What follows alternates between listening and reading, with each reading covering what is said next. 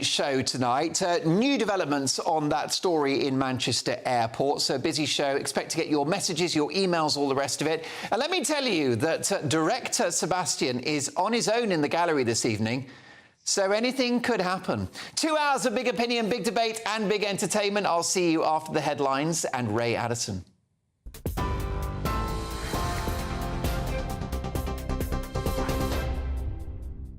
Cheers, Mark. Good evening. I'm Ray Addison. In the GB newsroom, our top stories. Protesters gathered outside of Downing Street and Scotland Yard earlier, demonstrating against the reported arrest of Tommy Robinson. His supporters say he was detained under anti-terror laws. It comes after a complaint was made after a film was allegedly shown at a central London rally yesterday in breach of a High Court order. 2 men in their 20s have died after a 2-seater light aeroplane crashed in a field in Thornganby near Selby. North Yorkshire Police received an emergency call just before 10 o'clock this morning. It's thought the victims are the pilot and his passenger. Their next of kin have been informed. An investigation is now underway. Manchester's mayor is urging people not to rush to judgment following Thursday's incident at the airport there. Andy Burnham's comments follow the publication of new video obtained by Manchester Evening News, which appears to show a violent altercation in the lead-up to a suspect being kicked by a police officer. The constable involved is now under criminal investigation for assault. Mr. Burnham says it's a complicated situation with 2 sides to it. Priti Patel has become the 5th MP to enter the Tory leadership race. The former Home Secretary says she can unite the party and turn it back into a, quote, winning machine. She joins James Cleverly, Robert Jenrick, Tom Tugendhat and Mel Stride, running to replace their ex-boss Rishi Sunak. Nominations close tomorrow. The Foreign Secretary is condemning a rocket strike in the Israeli-controlled Golan Heights, which killed 12 people, including children. David Lammy says he's deeply concerned about the risk of further escalation and destabilisation. Israel released this footage of air attacks being carried out against Hezbollah targets in Lebanon overnight. Water bosses who repeatedly allow sewage to be dumped illegally will face criminal charges under new government plans. Environment Secretary Steve Reed is warning that they'll also be stripped of their bonuses as part of tighter regulations. He also says customers will receive refunds if money earmarked for sewage system investment is not spent on that purpose. If water bosses keep pumping these levels of raw sewage into our waterways, they'll face criminal charges. We'll give the regulator the power they need to ban the payment of the multi-million-pound bonuses they've been awarding themselves despite overseeing this kind of catastrophic failure. And we're going to ring-fence customers' money that is earmarked for investment in improving the sewage infrastructure so that if it's not spent on that, it gets refunded back to customers in discounts off their bills.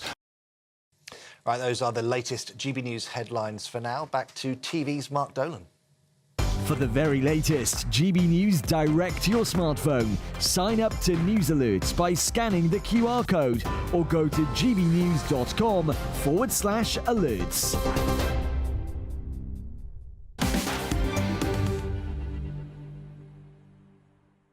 My thanks to Ray Addison, who is on a double shift today, but as my mother will tell you, you can't have too much of a good thing. Welcome to Mark Dolan. Tonight in The Big Story, we'll bring you all the runners and riders for the Conservative Party leadership in the company of our top Tory insider. And in my take at 10, new footage has emerged in regard to violent scenes at Manchester Airport. There's more to this story than meets the eye. That is my take at 10. Also this hour, can Team GB break all Olympic records this year? I'll be asking legendary British sprinter Darren Campbell, MBE. Plus, reacting to the big stories of the day, we have Neil Parish, Susie Stride and Linda Jubilee. Plus, the most important part of the show, your views. They come straight to my laptop, gbnews.com/your say. And this show has a golden rule, unique to this programme. We don't do boring, not on my watch. I just won't have it. A big 2 hours to come, lots to get through. There's more than meets the eye regarding that story in Manchester Airport. That's my take at 10, but first, my big opinion.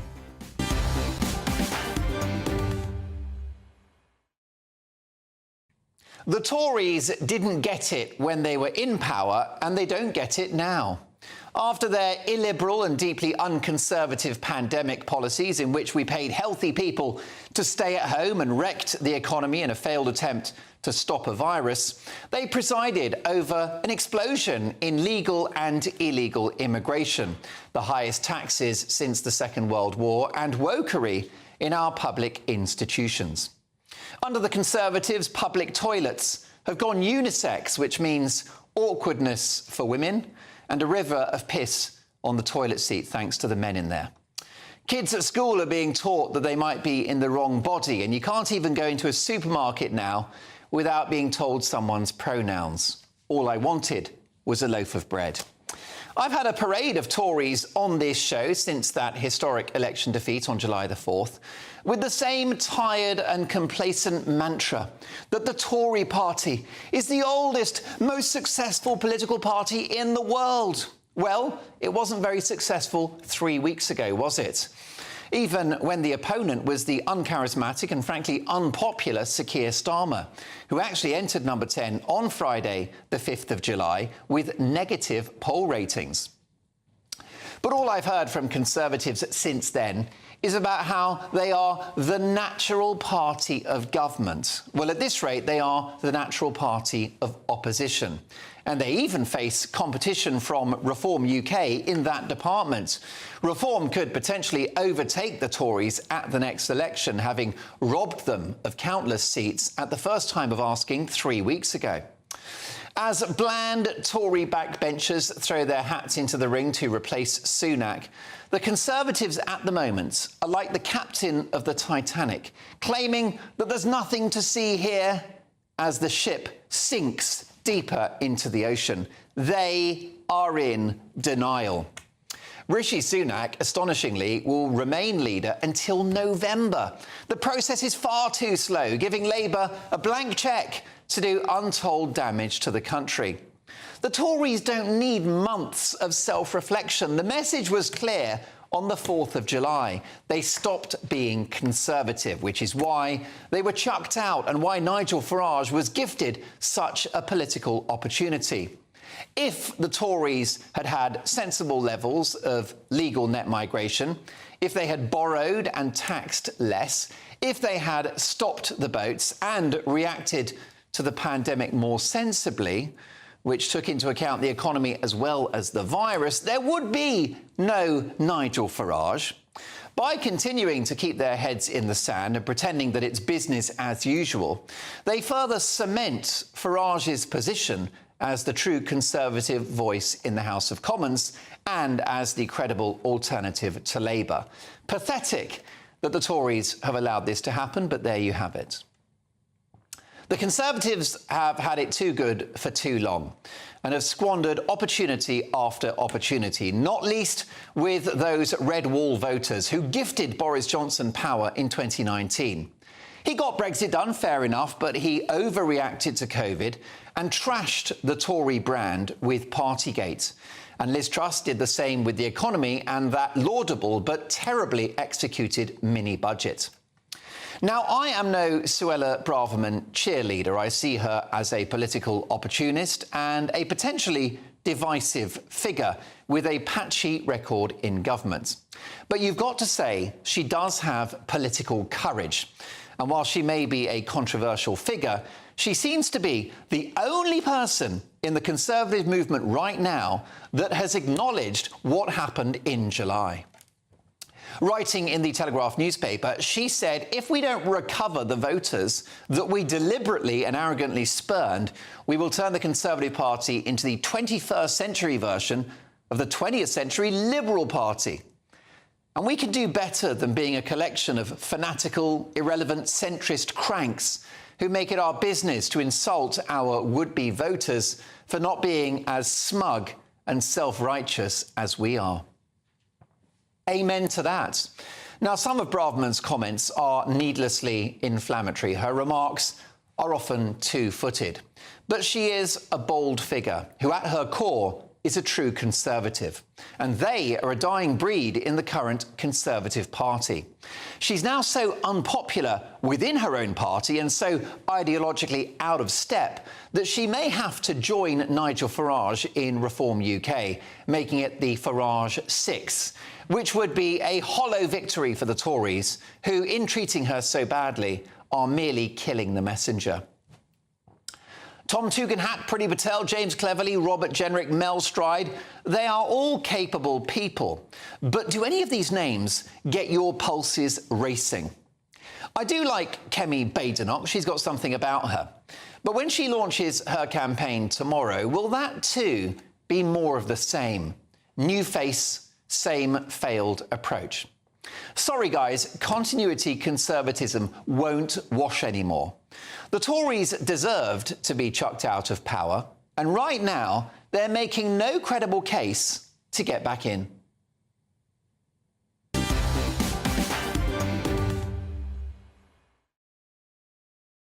Tories an utter disaster. They haven't changed their rhetoric or their tone since July the 4th. They haven't listened. They haven't heard. So your reaction, gbnews.com/your say. First up, tonight's top pundits. I'm delighted to have former Conservative MP and farmer Neil Parish. Also, journalist and communications advisor, the brilliant Linda Jubilee. And broadcaster, political commentator and Labour Party advisor, Susie Stride. Well, Susie, hello. I mean, this is like Christmas for you, isn't it? It is. The Tories, I don't detect even a scintilla of recognition of what happened earlier this month from the Tories.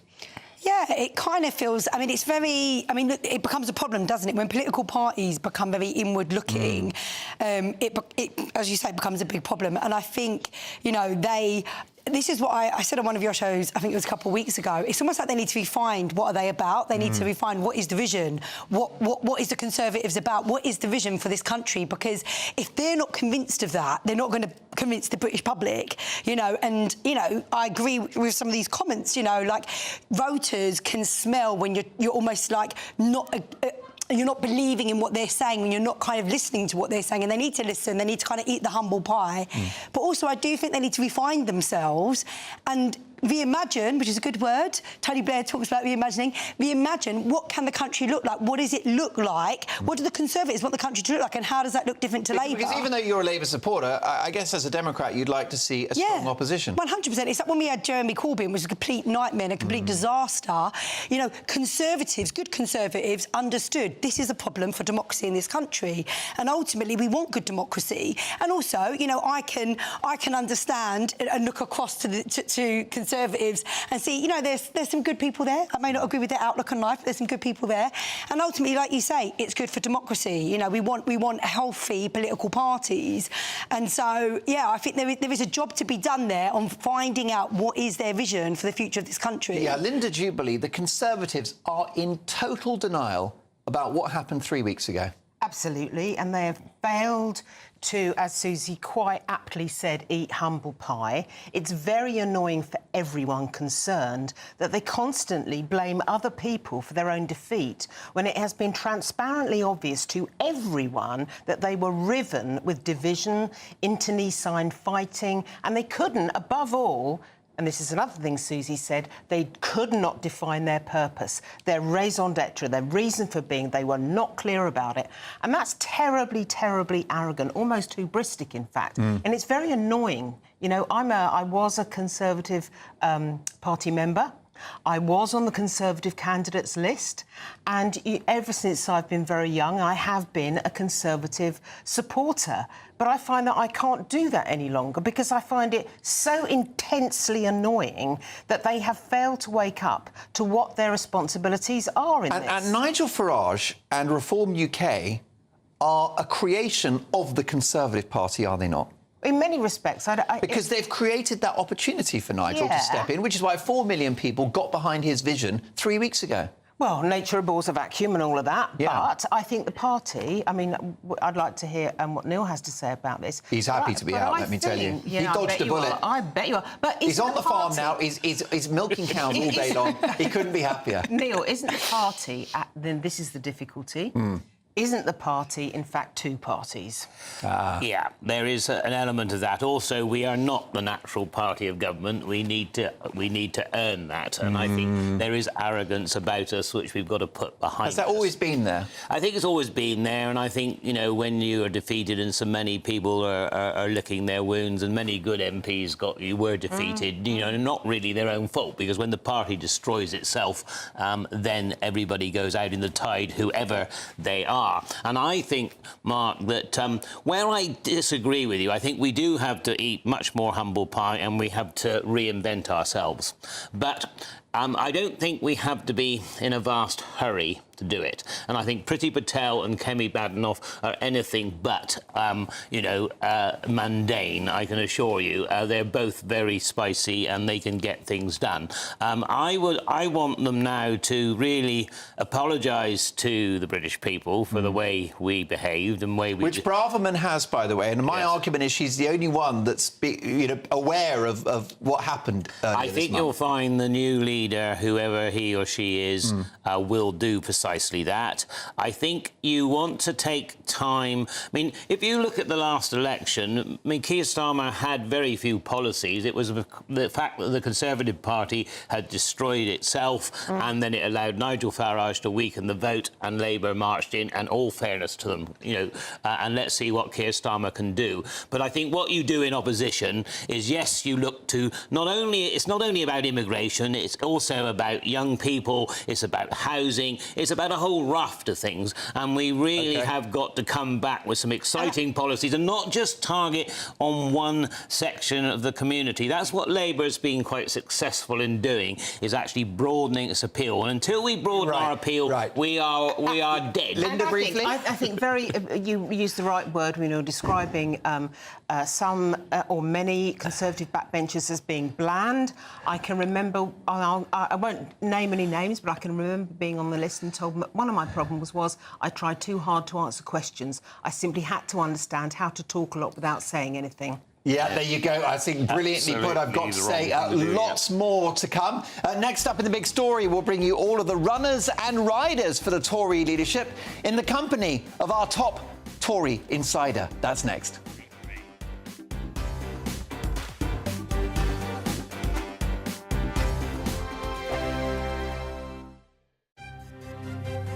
GB News Breakfast. Every day from 6 a.m. Tom, dying to talk to you about this. Transport for London, right? They run the buses and tubes and things in London. And they've got £2.5 million. £2.5 million, which they're going to spend on what? Diversity training. I dare say they've probably got plenty of it already. But let me tell you something. I sit on a board of a company and... I was diversity trained recently. Oh, really? Yes. Oh, really? And I must admit... What was that like? Well, I think it was like stating the bleeding obvious, right? So you sit there and you say, well, why would I do that? Or why would I treat someone like that? I wouldn't do that in the first place. I don't need to be trained in this. And you just sat there for 6 hours while people told you the obvious. But what do you think of spending that amount of money for Transport for London? It's crazy, because on the one hand, do we need this diversity training? The TfL is an incredibly diverse workforce already. The idea that there are barriers to entry there doesn't seem to make a lot of sense. Also, as you say, these things are commonsensical, really. And to the point, sometimes they can become problematic because they're not just saying, be open and tolerant of people and so on. It's actually preaching a more kind of divisive sort of rhetoric to people, which can be a big problem in the you get your workplace. diversity training from your boss or somebody, don't you? Somebody pulls you up and says, you don't talk to people like that. This is how you talk to them. That's it. Done. It should be that spend simple. 6 hours in front of... And I know that in the grand scheme of things, £2.5 million is kind of money down the back of the sofa. But at the same time, my local tube station just closes early on random nights of the week because of the fact that they haven't got enough staff. 4 years ago, there were 655 people at City Hall earning over £100,000 a year. People might argue that's 655 too many. There are 1,100 now. 4 years later. 1,100? Actually, 1,142 to be precise. The People's Channel. If you want your news to be straight talking, this is a nightmare for the Conservatives again. down to earth, It's not just Nottingham where this is happening, is it? and most importantly, honest, Hard-working, middle-class taxpayers, they'll get their book thrown at them. then catch me, Martin Daubney, Monday to Friday, 3 till 6 p.m. on GB News, Britain's news channel. Join me, Nana Akwe, for an informative, interactive news programme with a difference. It's fun. It's true. You're not wrong. No one will be cancelled. Lovely.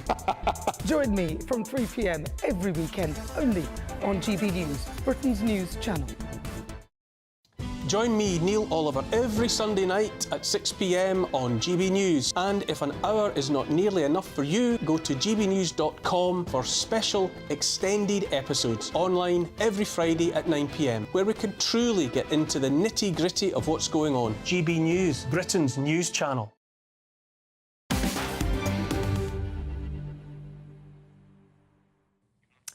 It's my view that the Conservatives are in complete denial about what happened on the 4th of July. No one seems to care about the leadership contest, and I think they've only got themselves to blame. Big reaction to my big opinion on the message board, gbnews.com/your say. Peter says you can't reform the hard left Tories. Steve says politicians have not changed since Robert Walpole in the 1700s, and they still don't listen to the common folk. They ignore them if it's not in their interests. Alan, who is a GB News member, says Tories are a party that didn't deliver. Nigel and Reform will get more and more support. But Jeffrey, another GB News member, is not happy with me this evening. Dolan is off message again, talking the same tripe about a dead party while control of the country lurches to the left.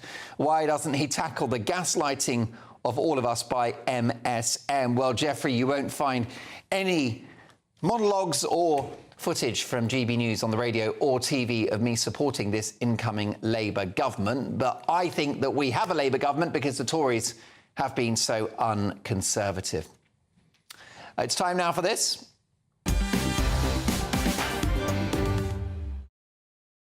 Yes, it's time for the big story, and former Work and Pensions Secretary Mel Stride and ex-Home Secretary Priti Patel are the latest names to throw their hats into the ring for the Tory leadership, alongside Tom Tugendhat, James Cleverly and Robert Jenrick, with Suella Braverman considering her position and with Kemi Badenoch expected to join the race with an announcement tomorrow. So who is the best person to lead the Conservatives following their worst performance in an election in over 100 years? Let's get the views of a very good friend of mine, former Conservative MP Philip Davies. Phil, great to see you again. The Tories lost a lot of good people on July the 4th, yourself included. Is there enough talent in the parliamentary party to replace Rishi Sunak? Yeah, without a doubt. There's definitely plenty of talent, and all the people that you've listed, they've all got their own particular qualities. And so, yes, I think what's really positive for the party is that there's going to be a wide choice for people to choose from. That's exactly what we need. I think the last thing we wanted was a sort of a stitch-up of one person or two people coming forward. I think it's good that there's a wide field. They'll all be able to set the stall out, and that's the best way of making sure we pick the right person. Is 3 or 4 months too long? I mean, Rishi Sunak will still be the leader of the opposition in November. No, I don't think it's too long at all. Look, this is a marathon, not a sprint. We're not going to be back in government in the next 6 months or the next year or 2 years even. This is basically making sure that we are in the right position when the next general election comes along. So it's right that we take our time. We want to get the decision right. We don't want to be chopping and changing leaders again. We had enough of that in the last Parliament. So we need to get this right. So no, it's good that everyone gets the opportunity to set the stall out and we can make a considered choice. By the way, I keep forgetting you're a Knight of the Realm, so it's going to be Sir Philip for the rest of this conversation. Sir Philip, should the party look to the left or the right for their next leader? Well, look, I think it's no secret that I'm on the right of the Conservative Party, Mark, and that's not going to change. Are you the only one now? It's you and Suella, isn't it? That's about it. And the missus, obviously. No, but look, it's not really a left-right thing. Look, the Conservative Party is a broad church, and people think that's a negative. It's actually a positive thing, Mark. And actually, people say, oh, well, that means that you'll never pursue any sort of right-wing or truly conservative policies. That's not true. It was a broad church when Margaret Thatcher was Prime Minister, but she pursued a very bold agenda and took people with her. So yeah, but she dealt with the Tory wets, didn't she? She went around cabinet saying, "Are they one of us?" Well, she did, but she did it through a bold agenda that proved to be popular with the public. And if you bring forward a bold agenda that's popular, you'll take everyone along with you. The point is, Mark, is that conservative values, and this is where we're at an advantage. Conservative values are timeless. And actually, all we need to get back to, really, as a party, is we need to get back to those timeless conservative values that we lost during the last Parliament. Individual freedom, individual responsibility, low taxes, a belief that individuals make better decisions for themselves and their families and their communities than the state makes for them, being tough on defence, being tough on law and order, tough on immigration. These are timeless conservative values. And so there's no great secret as to how we actually rediscover our mojo when it comes to winning elections. It's just by going back to those timeless conservative values that have stood us in good stead over many years in the past. But is the reason why the party has lost touch with those conservative values because it's populated now by glorified Liberal Democrats? No, I don't think that's the case. I mean, I certainly share some concerns that some people who are Conservative MPs and think that I don't see much Conservative about them. But look, that's a small minority, and they're not going to make all the difference. I think the reason we abandoned Conservative principles during the last Parliament are through circumstance, really.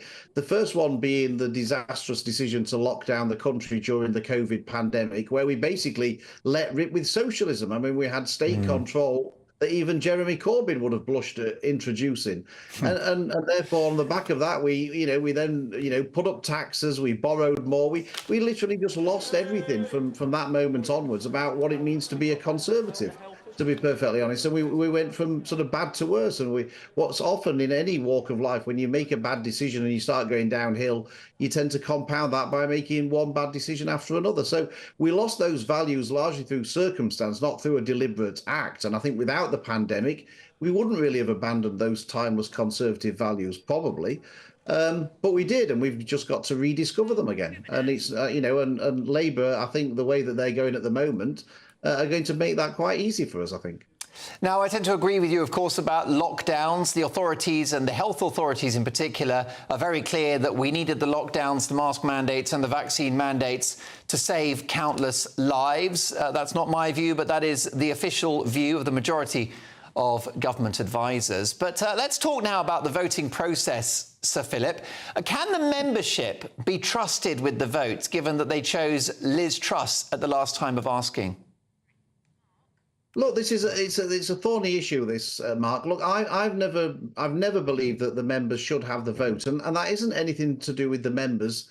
Conservative members are very sensible people. They're very rational. They're perfectly capable of making a sensible decision. The problem is that we live in a parliamentary democracy.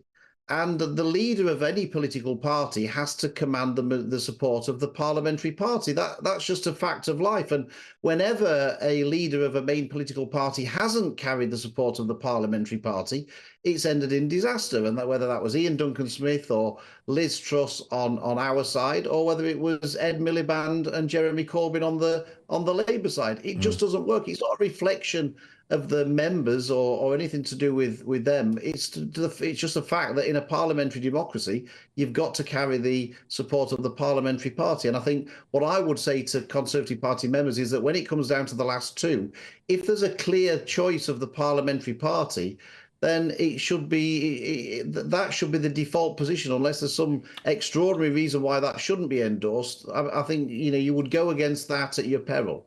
Sir Philip, not for the first time, you have impeccable timing, because we have a developing story. I am hearing via PA and the Daily Express newspaper that Suella Braverman is not going to participate in the race for the Tory leadership. I understand that Suella Braverman, former Home Secretary, a controversial and divisive figure for some, but a popular Conservative for others, is not going to seek the leadership of the Conservative Party. Your reaction to this news, is she on her way to Reform UK, Sir Philip?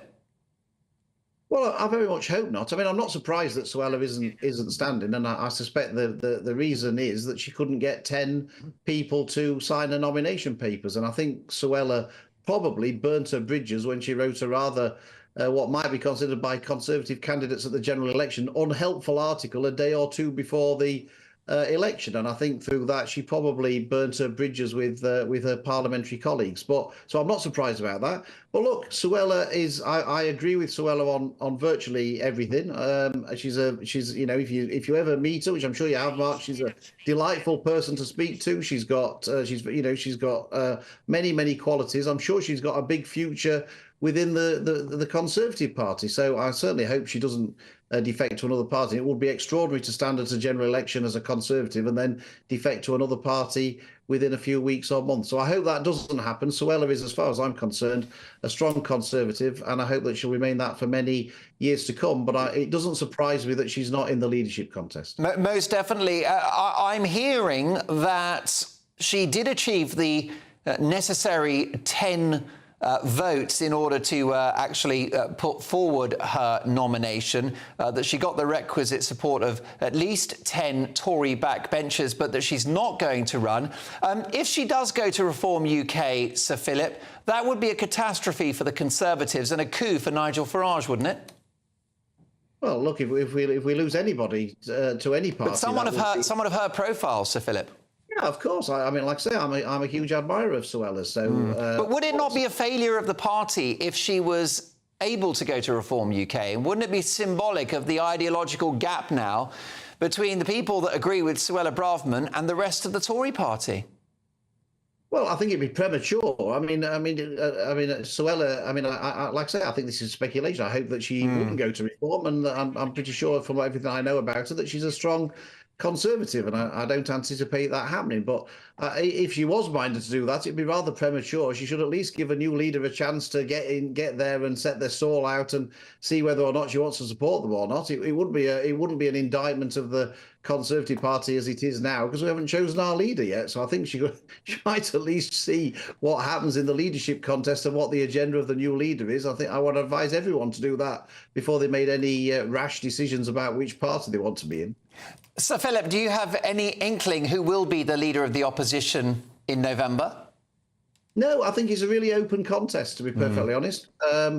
And so, no, I think all of the people who have put their names forward are in with a chance of some sorts. And so, I think a lot can change during the course of the election. Obviously, there's quite a small number of people who are whittling it down to 2. There's only 120, so that means that you might get a surprise result. There you go. Sir Philip, always a thrill to have you on the show. Look forward to catching up soon. My thanks to former Conservative MP and former GB News star, Sir Philip Davies. More on this after the break. If you're just joining us, Suella Braverman has pulled out of the race for the leadership of the Conservative Party, one of the most high-profile Conservatives in the country. What does that mean? We'll debate that next. Hello there, welcome to your latest GB News weather forecast from the Met Office. High pressure in charge the next few days. It stays largely dry and warm, plenty of sunshine, though turns increasingly humid, and we see the risk of thunderstorms increasing as we get towards the middle of the week as this area of low pressure moves in from the south. Something to stay tuned to over the coming days. But for the rest of Sunday and overnight, it's a quiet night to come. Plenty of clear skies across England and Wales. Thicker cloud across Northern Ireland, perhaps into southern Scotland, could give 1 or 2 light showers. And temperatures for the vast majority holding up in double figures, 12 to 16 Celsius to start Monday, and a dry note for many. If we zoom into Scotland, we can see a cloudier start here, but some sunny spells. A weak weather front bringing some patchy rain across the Western Isles. A few shallow mists and fog patches quickly clearing. And again, hazy sunshine for Northern Ireland, Northern England as well, but largely dry, temperatures in the mid to high teens. And plenty of blue skies across the rest of England and Wales, and temperatures starting to rise quite quickly as we go through the day, particularly by the afternoon. Some strong summer sunshine developing, blue skies for the vast majority, isolated chance of a light shower across the borders region. Otherwise, most places dry. This weak weather front just slowly pushes into mainland Scotland, the far west there. But temperatures holding up, generally 21, 22 in the north to around 25 to 29 across parts of England and Wales. So feeling hot in that sunshine during the afternoon. Another sunny start on Tuesday. A weak weather front pushing south may just give a little bit more cloud into northern England, North Wales. Otherwise, most places dry once again. An afternoon shower perhaps over Northern Ireland, turning increasingly humid as we go through the middle part of the week, temperatures peaking around Wednesday. Every Saturday, 10 till 12, we'll bring you all of the news that you need to know. We'll also remind you that there is so much to smile about. It's my favourite time of the week. I get to relax, enjoy some light-hearted stories, and let Ellie teach me about fashion too. That's Saturday Morning Live, every Saturday, 10 till 12. Only on GB News, Britain's news channel. We're proud to be GB News, the People's Channel. And as you know, we always love to hear your views. Now, there's a new way of getting in touch with us at gbnews.com/your say. By commenting, you can be part of a live conversation and join our GB News community. You can even talk to me, Bev Turner, or any of the members of the GB News family. In the GB Newsroom, we bring you the news as it happens. With our team of dedicated journalists across the UK, GB News brings you accurate reporting of the day's topical agenda. When the news breaks, wherever and whenever it's happening, we'll be there. This is GB News, the People's Channel, Britain's news channel.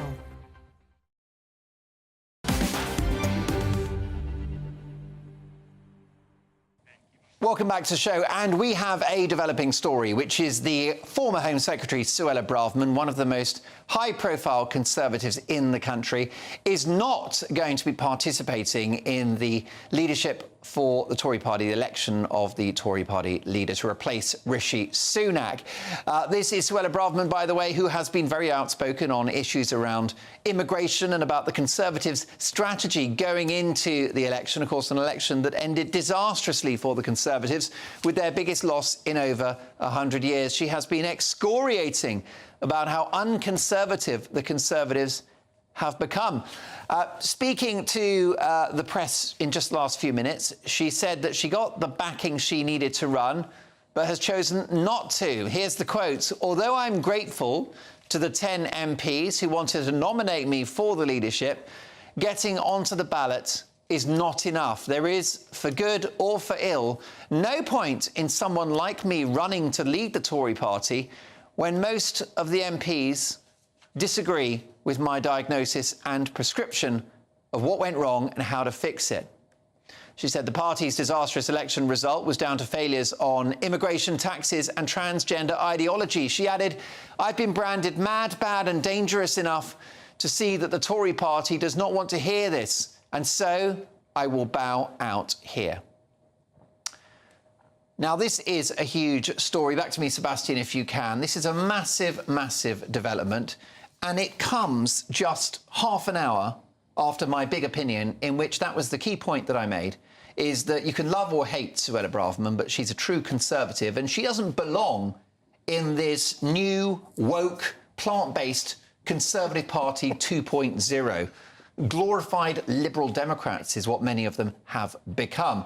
My argument was that she will be running into the arms of Nigel Farage. I think with this news, that has become even more likely. Let's speak to my top pundits about this. We've got former Tory MP and farmer Neil Parish, journalist and communications advisor Linda Jubilee, and political consultant and Labour Party activist Susie Stride. Got to go to you, Neil. This is like half an hour since we discussed Suella Braverman. I think she's leaving the Conservative Party. I think she'll join Reform UK in a matter of weeks.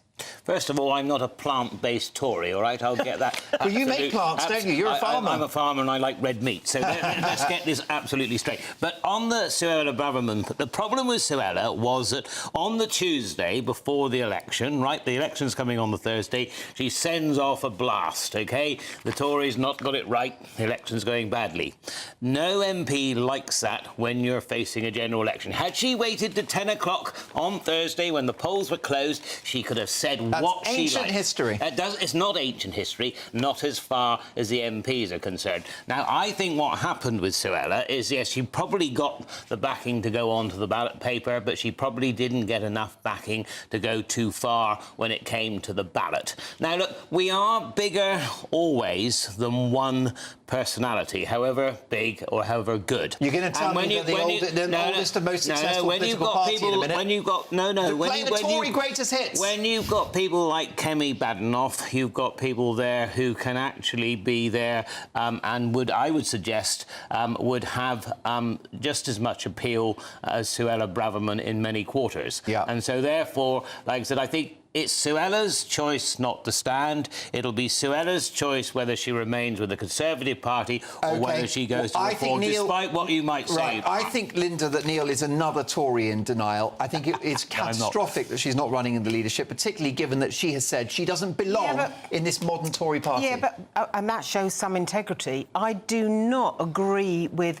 some of the things, maybe quite a lot of the things that Suella Braverman says, and I certainly don't agree with the way she puts them. And the tone, and the language. But she is a woman of conviction, and I think she's made that clear tonight, because many, many people, with the chance of winning a leadership battle, would just go in to win. But she said, it's not enough for me to win. I realise now that part of the Conservative Party is not behind me. They do not agree with my diagnosis. That's devastating, and that was the key essence of my big opinion monologue tonight. Actually, it's a big thing for her. She's been frozen out of her party for being Conservative. Now, Susie, you're obviously no great ideological bedfellow of Suella Braverman, but if she was to join Reform UK, that would be a coup for Nigel Farage and a major headache for the Tories, surely. I think so. I think it's interesting. I'm just reading, like, her quote here. If we don't recover the votes we deliberately and arrogantly spurned. There's good advice here. You know, she's basically saying they need to listen to those voters who only 5 years before voted for them. Why did they not vote for them? What is that about? You know, and I think that's good advice, and they need to listen to that advice. I mean, clearly, you know, I have very little in common with Suella Braverman. You know, I don't mind what party she's part of, to be honest. I'm sorry if that upsets anyone else. But, you know, her advice here, that they've got to listen. You've got to listen to voters. Voters aren't stupid. There's a reason why they put their... Well, by freezing her out, that proves the Tories are not in a mood to listen. Well, they should be embracing her message of honesty, shouldn't they? I mean, look, I don't know. I mean, they may just feel that, you know, she's a little bit too extreme. I mean, look, I think you've got the Conservatives here are probably going to have a better answer. Too conservative. I don't know if she's too conservative. Briefly, she had enough members of Parliament, by her account, to stand. Why doesn't she stand and test the party to see whether she does get onto the ballot paper? Because she's tested it. That's probably the issue. But if she is so convinced, she knows the Tory party, and she has so much conviction, she should stand. Couple of seconds, Linda. Susie said earlier about the party having to redefine its purpose and its vision, and she clearly is someone that can add some valuable information into briefly, Linda, a couple of seconds. But it's her choice whether she stands or not. Couple of seconds, Linda. What is the percentage chance she is a Reform UK Member of Parliament this side of Christmas? I think there's a very strong chance that might happen. Yeah, I think it's going to happen. That's my prediction, but we shall see. More on that with the papers at 10:30. But next up, can Team GB break all Olympic records this year? I'll be asking legendary British sprinter Darren Campbell next. This is GB News, Britain's news channel. And this week, it's disabled adventurer Nick Wilson and rocket engineering director Elliot Dyson-Barber from the Institution of Engineering and Technology. Yes, earlier this month, Nick Wilson summited Mount Snowdon unaided. The first time this has been attempted with the help of an engineered electric mobility chair called the Rock Climber. Tell us what you did, when you did it, and why it's so amazing, because it's the first time this has been done, isn't it? You feel lazy, you should try being me, going up a mountain and just pressing the accelerator. these poor buggers had to go and come up behind me. It still hasn't sunk in properly, you know, and to be the first disabled person to do it during Disability Pride Month is... I couldn't have asked for anything else. But it's all possible because of Rock Engineering. You know, they've been working on this for the past 2 years to create this machine. I wouldn't be here because I was struggling a lot with loneliness and isolation.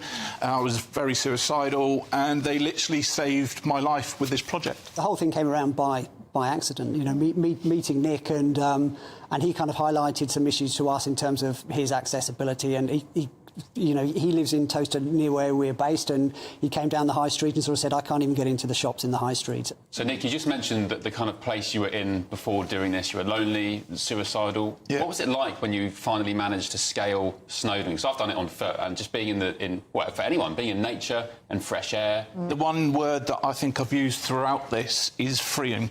It is when you're so reliant on drop curves. It's freeing that you're not reliant on a hard-standing path or drop curves, wherever you can, in rock climb, you can literally go anywhere you want. Yeah. And freeing is the big word, and it's amazing. The People's Channel. Join me, Camilla Tominey, for a frank and honest discussion with those in power that cuts through the spin and gets to the heart of the issues shaping our nation.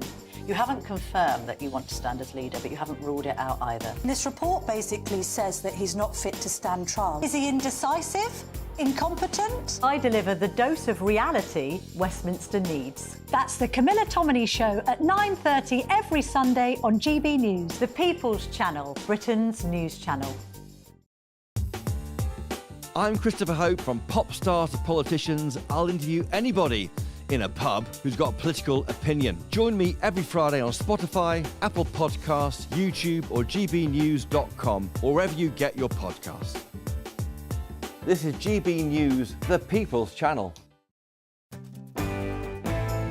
Hello there, I'm Eamon Holmes. Thank you for joining us on GB News, Britain's news channel.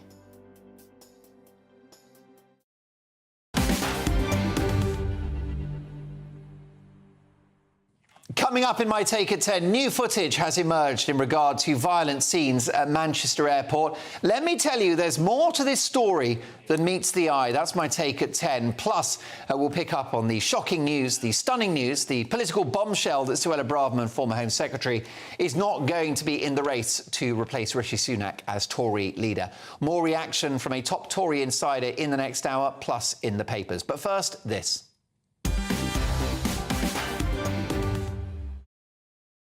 Yes, it's time for Mark Meets, and one of the country's most successful Olympians, former British sprinting superstar Darren Campbell, MBE, with medals at the Olympics, the World and European Championships, as well as the Commonwealth Games. And now he's in France preparing the athletes as sprint coach for Team GB. Darren, great to have you on the show. You are in France. What is the mood among the British athletes? Good evening, Mark. Look, the athletes are, we try to keep the athletes very calm. We're currently at a holding camp. Myself and a number of the athletes will actually go into the Olympic Village on Tuesday. So we've got a big training session tomorrow. But yeah, look, I'm excited. I think the athletes have worked very, very hard, first and foremost, to become an Olympian. And yeah, it's just about staying calm now so we can get the job done. Well, you yourself are the perfect coach because you have done it at the top level. Can you tell me about the emotions that you feel when you're on the track, about ready to start a race? Your heart wants to beat out of your chest. Look, it's a dream come true. And I think the reality is that for every, I guess in my case, sprinter across the world, you've probably dreamt about the moment of becoming an Olympian and then maybe making the Olympic final. And when you stand on that line, there's a shot at making your dreams come true. But that dream has been shared by the other 7 sprinters that are lined up against you. And it's one of those scary moments where, yeah, it's kind of make or break. And if you get it wrong, you've got to wait another 4 years. So, look, winning any Olympic medal is very special. How do you handle the pressure? How do you keep yourself calm at that moment, just before the gunshot goes off? Well, I remember my first Olympic final over the 100 metres. I think I finished 6th. And I think I made the occasion get the better of me. I think I thought about all the millions of people watching at home, all the people in the stadium, everything like that. By the time I made the 200-meter final, which you showed earlier, I just remember thinking, you know what, this is where I want to be. So just enjoy it. And look, that's the experience that I'll be sharing with the athletes that I'm looking after. You know, you've worked so hard to be here, so just go out there and enjoy it. That's brilliant advice. All of the athletes from around the world are top level. You could barely put a cigarette paper between them. So, Darren, what is the difference between those who reach the podium and those who don't? Look, I think it's being able to keep your nerve, keep calm, and trust all the work you've done. You know, you've trained for this for 4 years. Well, longer than 4 years. You know, if you think about it, you may dream about it from the age of 12. By the time you make it to that final, you may be 22, 23, 24. So there's a lifetime of work that's gone into it. And I think the key thing for me is just going out there and almost looking at it as just another race. And most importantly, running your best race. That's always what I try to do at every single championship. You know, perform at my best when it matters the most. Can Team GB do this year and the sprinters, Darren? Listen, they're in great shape. We've got a lot of opportunities to win a lot of medals. We've got some youngsters like Louis Hinchcliffe that are on the scene for the first time, the likes of Zardel Hughes, who finished 3rd and 4th at the World Championships last year. We've got medal opportunities over the 4x1, the 4x4s, men and women, mixed relays. We've got Keely Hodgkinson, Josh Kerr. Look, we've got so many medal opportunities, but so have all the other nations. So for us, as I say, we've just come from a team meeting this evening, and the mood in the camp was very special. There was lots of messages from home for the athletes, just reminding them that, look, this has been a journey, and win, lose or draw, they're going to have the support of their families. And I guess for us as staff out here, they'll have our support, and we just want them to go out there and perform at their best. If the best is good enough, they'll get on that podium. But you never want any athlete leaving here feeling like they didn't give their best. Are the French looking after you, and have you got enough condoms? Shocking question, my friend. Shocking question. You know, that's a bit of a myth. One, the French are looking after us, and I'm 50 years of age, so I'm a team coach. What happens in the village stays in the village. I don't know anything about what you're talking about. No, it's an interesting question, isn't it? Because, I mean, there is that dilemma about how much they should party and how much they shouldn't. So what would your advice be about, you know, when they've done a race or perhaps when the race is a few days away? Can they let their hair down? What's the best approach? No. Listen, like I said, you put a lifetime of work in this, and we want to give you best opportunities. So all the athletes that are under our care are very, very focused on doing our nation proud. Look, as in anything in life, once you've got the job done, then you deserve to go and relax and enjoy yourself. So no, everybody's focused on doing the job that they have to do here. And yeah, afterwards, yeah, they're allowed to let their hair down. Look, they've been building up for this since the start of the season. Myself with the relay teams, you know, we had to qualify for the Olympics. Only ourselves and America qualified 5 teams in the relays. Amazing. So their work started all the way in April. Well, look, Darren, I'll interrupt you because the clock is against us, but it's been such a privilege to have you on the show. My best wishes to you and the team of sprinters. You're going to go and smash it. Thank you so much for your time. The amazing, the fabulous, the one and only Darren Campbell, MBE. Next up, new developments in the violence at Manchester Airport. There's more to this story than meets the eye. That's next. Warm feeling inside from Boxed Boilers, sponsors of weather on GB News.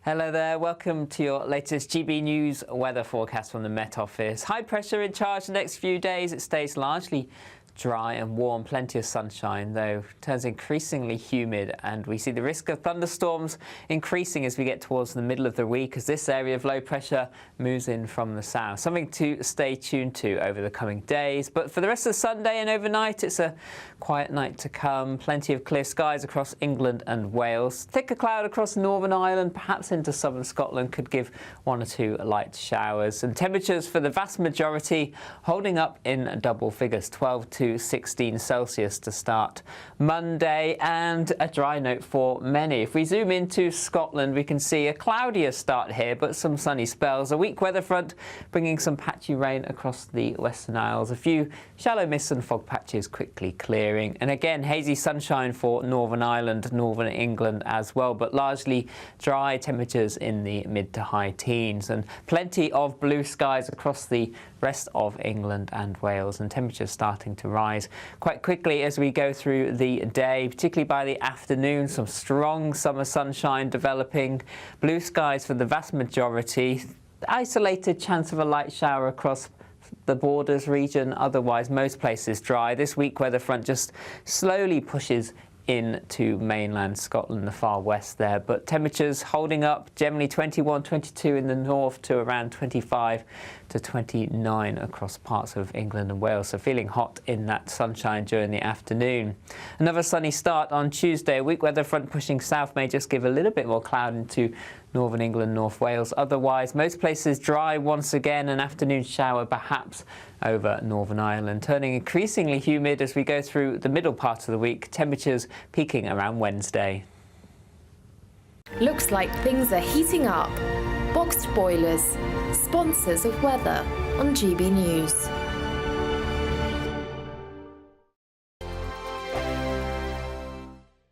You really could become the next big Great British Giveaway winner, with your chance to win £30,000 in tax-free cash to spend on anything you like. Listen to what some of our previous winners have to say about winning big with us. On the day that I got the money in the bank account, everything just seemed a lot sunnier. But I do have something to spend it on. Just go for it. It's an absolute must. Thank you, GBNews.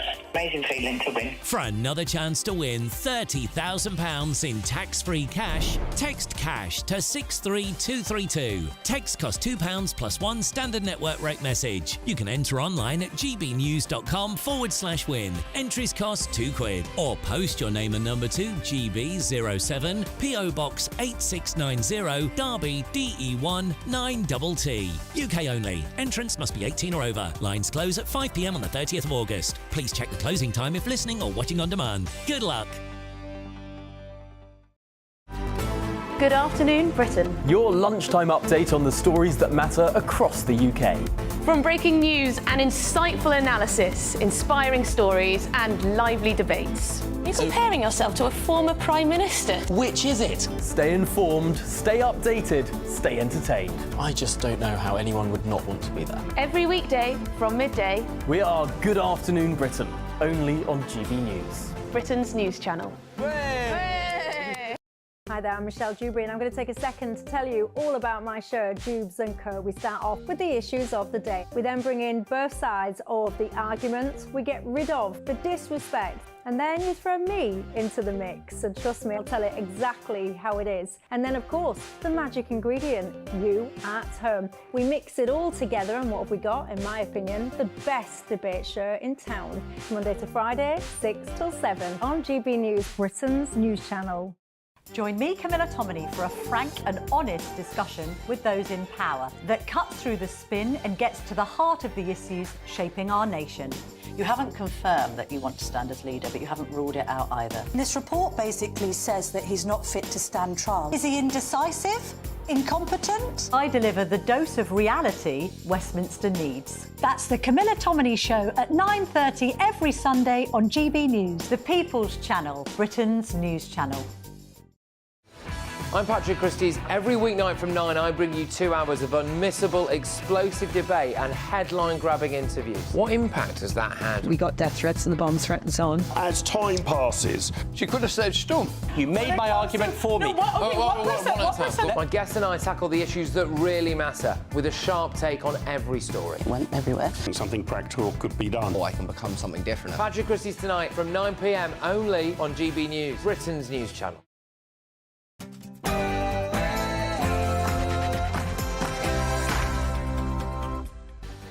It's 10 o'clock on television, on radio and online in the United States and across the world. This is Mark Dolan Tonight. And as you join us, a political bombshell. Kemi Badenoch has launched her bid to be the Conservative Party leader, the first serious contender to replace Rishi Sunak. Can she improve, change and transform the Conservative Party and make them electable once again? We've got a fight on our hands now. Jenrick, Cleverly, Badenoch, who is the heir to the throne? Priti Patel, of course, is featuring in this race, and others, Mel Stride. So look, we'll bring you more on this developing story. Kemi Badenoch has officially launched her bid to be the Conservative Party leader. I'll get reaction from my top pundits, but also tonight, Suella Braverman is not going to participate in that leadership election. That's right, she has got the requisite 10 votes. She's got the support of 10 MPs, but she doesn't want to participate because she thinks that the party no longer represents her values and her politics. Is Suella Braverman on her way to Reform UK? I'll be asking Reform UK supporter Anne Widdecombe live in the studio. We've also got to do a take at 10, by the way. And new footage has emerged in regard to violent scenes at Manchester Airport. Don't worry, Nigel wasn't involved in that. There it is. It was a shocking moment, but there's more to this story than meets the eye. You won't want to miss my take at 10 in just a couple of minutes.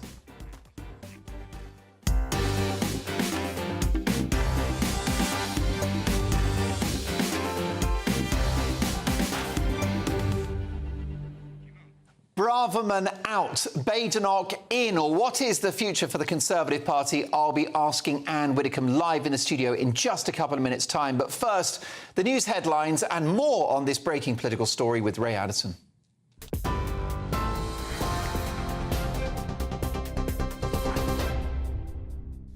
Thanks, Mark. Good evening, and we go straight to that breaking story. Kemi Badenoch has launched her bid to become leader of the Conservative Party. Writing in The Times, Ms Badenoch said she wanted to renew the Conservative movement and get it to work for our country again. It comes as Suella Braverman announced that she will not be running. Writing in The Telegraph, the former Home Secretary said she'd received the backing that she needed, but most MPs disagree with her, quote, diagnosis and prescription of what went wrong and how to fix it. Earlier on, Priti Patel became the 5th MP to enter the Tory leadership race, saying she can unite the party and turn it back into a winning machine. She now joins James Cleverly, Robert Jenrick, Tom Tugendhat, Mel Stride, and now Kemi Badenoch running to replace Rishi Sunak. Nominations close tomorrow, so you never know, we might get a few more surprises. The Met Police says its officers were not involved in the alleged arrest of Tommy Robinson. Protesters gathered outside of Downing Street and Scotland Yard earlier on, demonstrating after his supporters said he was detained under anti-terror laws. It comes after a complaint was made after a film was allegedly shown at a central London rally yesterday, a breach of a High Court order. 2 men in their 20s have died after a 2-seater light aeroplane crashed in a field in Thorganby near Selby. North Yorkshire Police received an emergency call just before 10 o'clock this morning. It's thought the victims are the pilot and his passenger. Their next of kin have been informed. An investigation is now underway. Manchester's mayor is urging people not to rush to judgment following Thursday's incident at the airport there in the city. Andy Burnham's comments follow the publication of new video obtained by Manchester Evening News, which appears to show a violent altercation in the lead-up to a suspect being kicked by a police officer. The constable involved is now under criminal investigation for assault. Mr Burnham says it's a complicated situation with 2 sides to it. Water bosses who repeatedly allow sewage to be dumped illegally will face criminal charges under new government plans. Environment Secretary Steve Reed warning they will also be stripped of their bonuses as part of those tougher regulations. He also says customers could receive refunds if money earmarked for sewage system investment isn't spent on that purpose. If water bosses keep pumping these levels of raw sewage into our waterways, they'll face criminal charges. We'll give the regulator the power they need to ban the payment of the multi-million-pound bonuses they've been awarding themselves despite overseeing this kind of catastrophic failure. And we're going to ring-fence customers' money that is earmarked for investment in improving the sewage infrastructure so that if it's not spent on that, it gets refunded back to customers in discounts off their bills. Right, those are the latest GB News headlines for now. Straight back to Mr. Dolan. For the very latest GB News direct to your smartphone, sign up to news alerts by scanning the QR code or go to gbnews.com/alerts.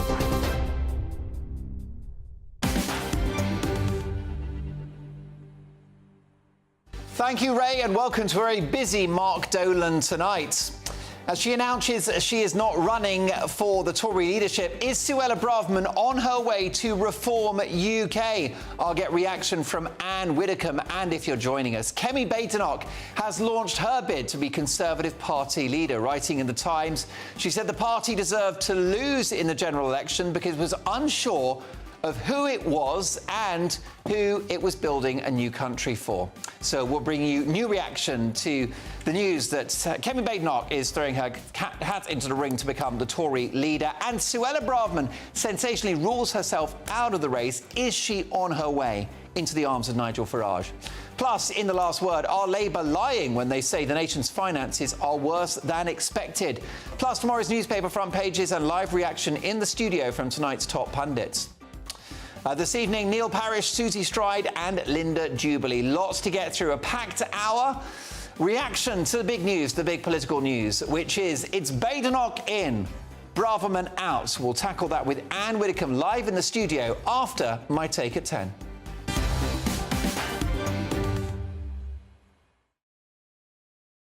It all kicked off at Manchester Airport on Thursday, and I don't mean in duty-free. A police officer has been suspended after footage emerged of him kicking and stamping on a possible suspect's head.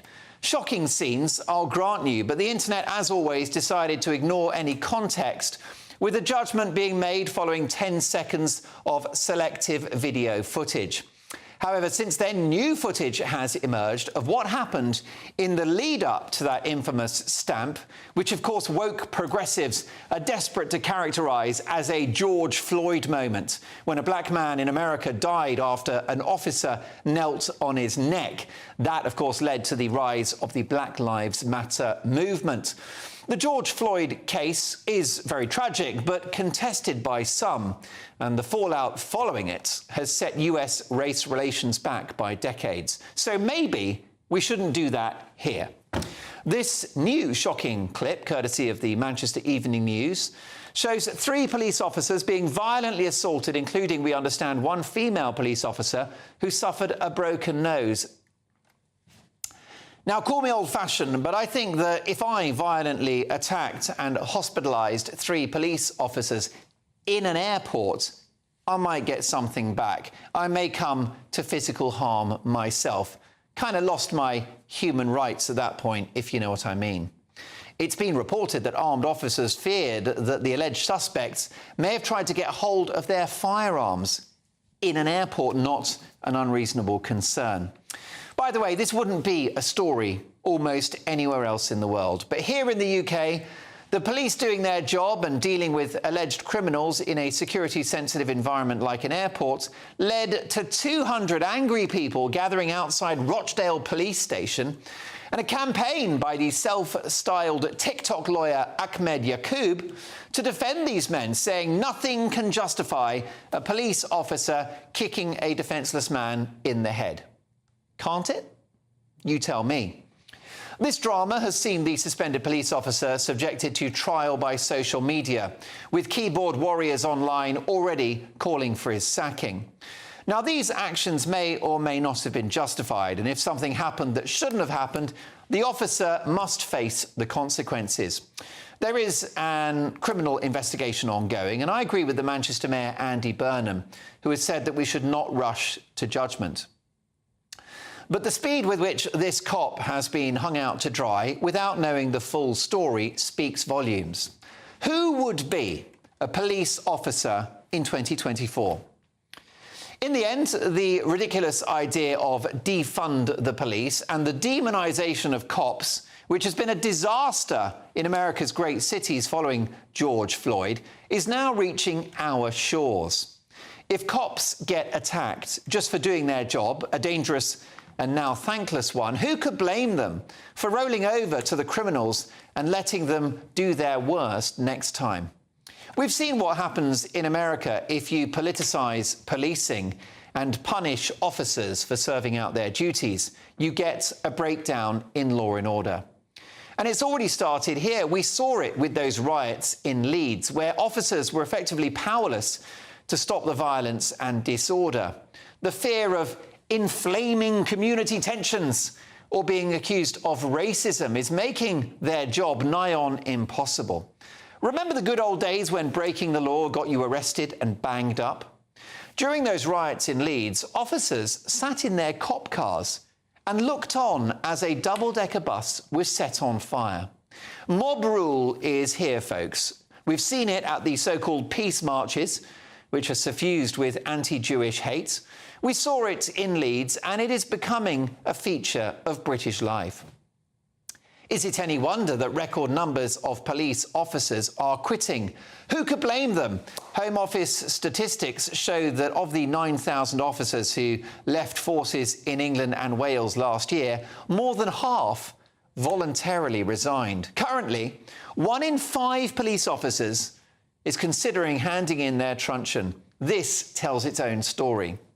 Policing is an ugly business, and we're lucky that others are willing to do it on our behalf. But it's getting harder. The way we treat modern police officers is what I call criminal.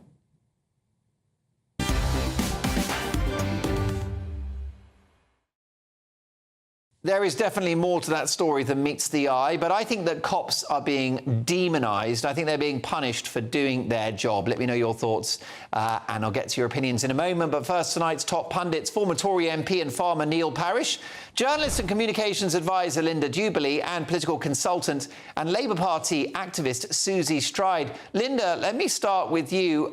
Who would be a police officer in 2024?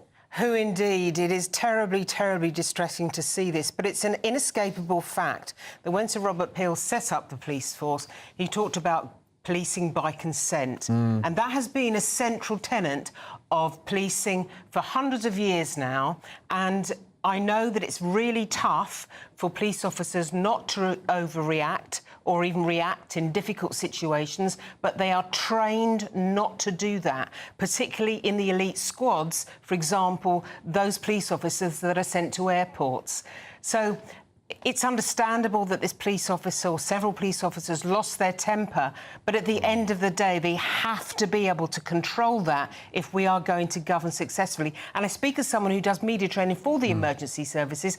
I know what they have to deal with, but it's a difficult job.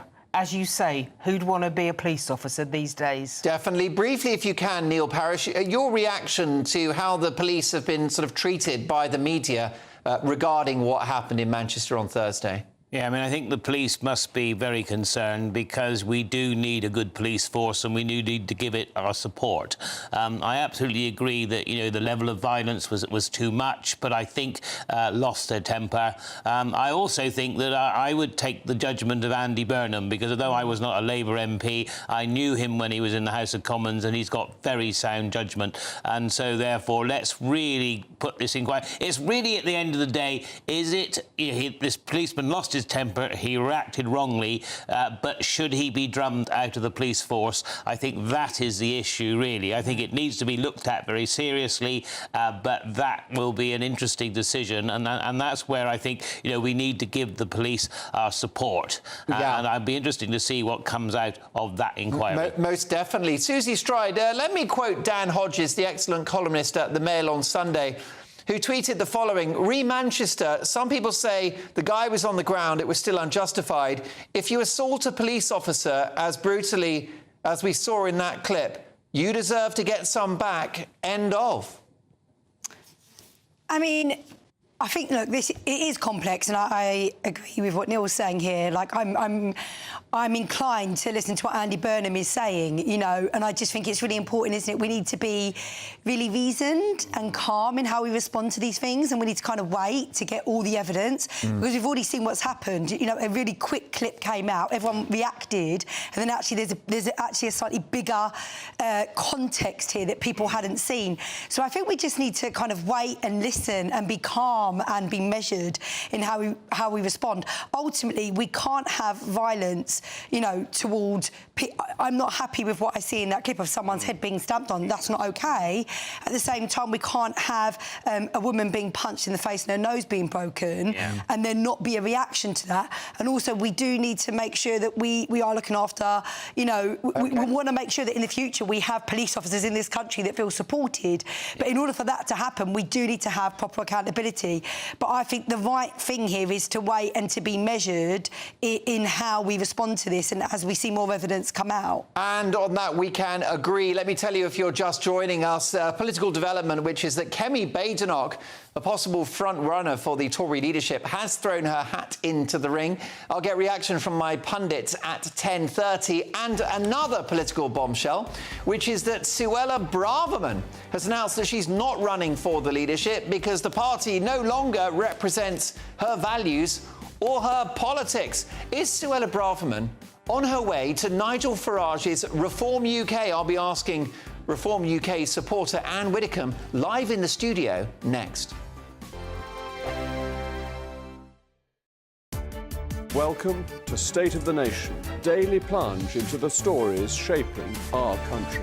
I'm Jacob Rees-Mogg, and Monday to Thursday we bring you the insights, the facts, the truth about how our country is being governed. Because what happens in Downing Street matters down your street. Tune in to State of the Nation every Monday to Thursday, 8 to 9 o'clock. Only on GB News, the People's Channel, Britain's news channel.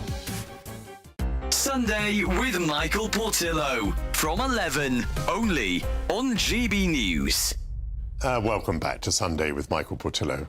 Most people will be familiar with French artists such as Auguste Renoir, Claude Monet and Camille Pissarro, who, with others, made up the Impressionist movement of the late 19th century. But we are probably less familiar with the British contingent of the Impressionists, artists like Frank Bramley, Elizabeth Armstrong Forbes and Walter Langley, amongst many others.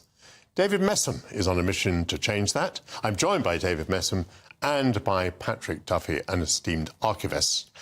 These people we're talking about, are they really Impressionists? I mean, I assume they're British, but are they Impressionists? I think we had the same query when we wrote a book about the whole thing in '85, actually. And we were the book nearly went out as The Garden of Bright Images, actually, though my author then, Laura Wortley, was quite insistent that it should be called The Garden of Bright Images, but I thought probably we'd put it in the gardening section, actually. So, you know, the question you ask is what is on other people's minds, too, actually. Have we got Impressionism in this country? I think for me, as I used to do quite a lot of shopping, if you like, in America, looking for English pictures out there, and they've got American Impressionism, and I'm quite happy with it, but the English are different.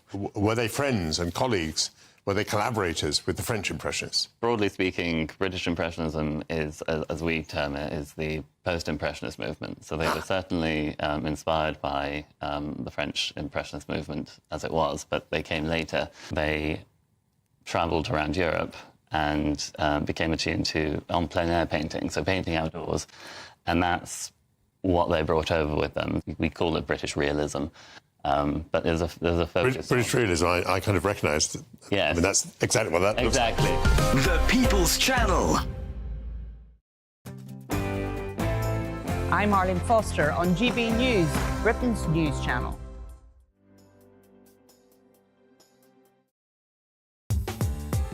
I'm Christopher Hope. From pop stars to politicians, I'll interview anybody in a pub who's got a political opinion. Join me every Friday on Spotify, Apple Podcasts, YouTube or gbnews.com, or wherever you get your podcasts. This is GB News, the People's Channel.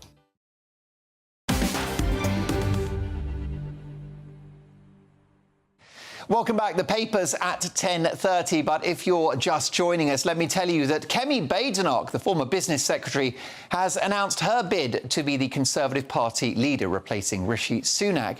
Writing in the Times newspaper, she said the country will not vote for us if we don't know who we are or what we want to be. That's why I'm seeking the leadership of the Conservative Party to renew our movement and, with the support of the British people, to get it to work for our country again. But that might not be the biggest story of the day, because just a few minutes prior to that, Suella Braverman, former Home Secretary and, of course, one of the most high-profile Conservatives in the country, has sensationally announced that she will not be standing for the leadership. Here's what she had to say. Writing in The Telegraph, she said, although I'm grateful to the 10 MPs who wanted to nominate me for the leadership, getting onto the ballot is not enough. There is, for good or for ill, no point in someone like me running to lead the Tory party when most of the MPs disagree with my diagnosis and prescription. So is Suella Braverman on her way to Reform UK? Let's speak to someone who has a foot in both camps, former Conservative government minister and now spokesperson for Reform UK, Anne Widdecombe.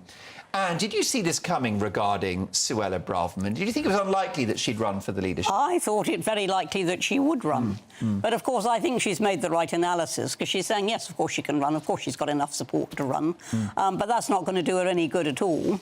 You know, if a large chunk of the parliamentary party, and it's always the parliamentary party which is the problem, if a large chunk of them simply don't sign up to her programme, all you're doing is going back to what we had in the last parliament, which, you know, 5 prime ministers in 14 years, and just endless infighting. And so I think what she's saying is, yes, she could stand. Maybe, yes, she could even win. But if she did, that would not be enough. Now, consider what a damning statement that is, that, you know, somebody is democratically elected by the party, but that is not enough. And sadly, I think she's right. Indeed. If she were to go to Reform UK, and I don't think you've got any intel for me on that, have you? Absolutely not. No. But if she were to go to Reform UK, that would be a coup for Nigel Farage, because it would be go from the Farage 5 to the Farage 6, containing one of the most high-profile Conservative politicians in the country.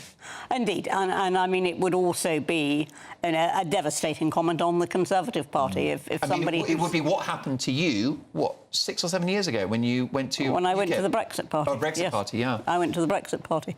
And I know personally, you know, it's not an easy thing to do. You don't cross that sort of Rubicon, you know, just casually. You were a Tory for decades. I was a Tory for 55 years. Indeed. And so Suella Braverman stepping away from this, would she be an asset to Reform UK? Oh, yes. I mean, I think Suella Braverman would be an asset to Reform UK. I think if they'd let her, she'd be an asset to the Tory party, but they won't let her, and she's recognised that.